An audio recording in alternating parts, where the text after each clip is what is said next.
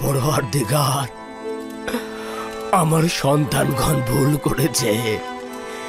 শয়তান তাদেরকে ধোঁকা দিয়েছে, আমি তাদের ক্ষমা করে দিলাম। তুমি তাদের ক্ষমা করো। দেখতেই তো পাচ্ছ তারা নিজেদের ভুল সংশোধনের চেষ্টা করে যাচ্ছে। এ খোদা, তাদের তওবা কবুল করো, মঞ্জুর করো।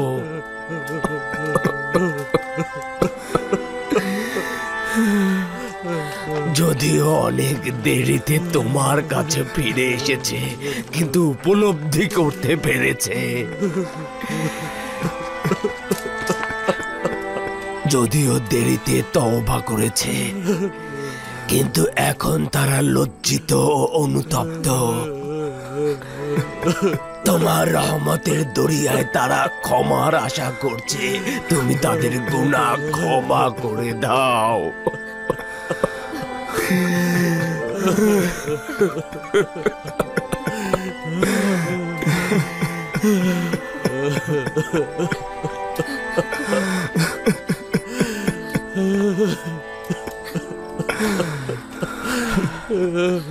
পিতা কি সন্তানকে ক্ষমা না করে থাকতে পারে?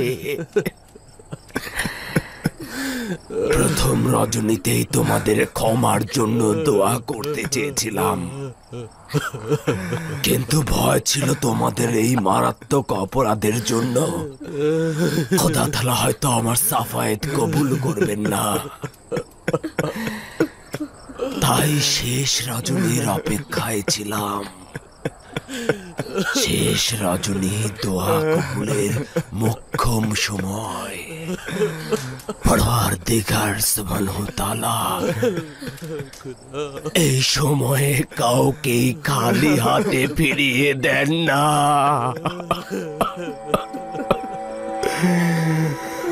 তুমি তাদের ক্ষমা করে দাও।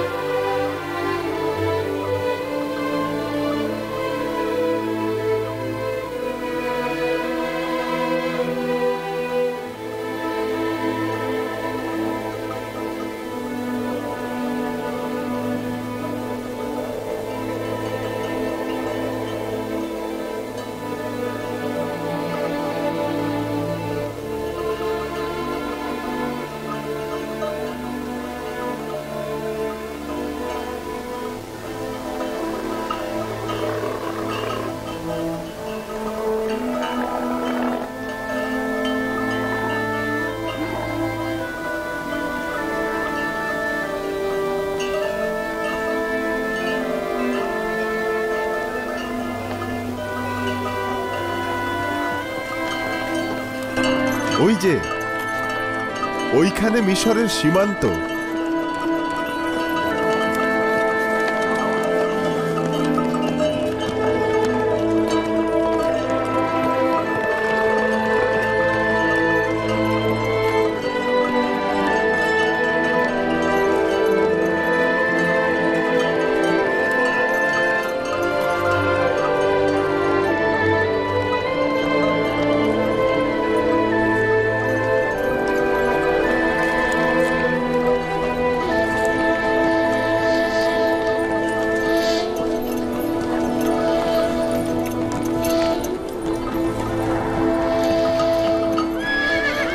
দাঁড়াও, দাঁড়াও!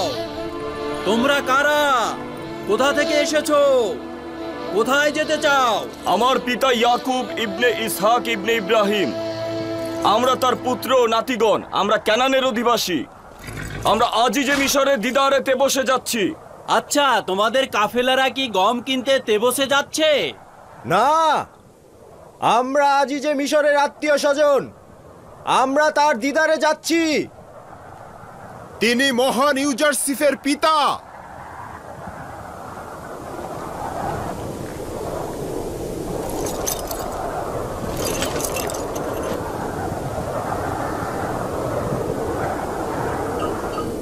আবার কি হলো?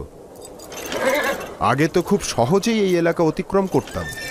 তাড়াহুড়ো করিস না, দেখি ব্যাপারটা কি।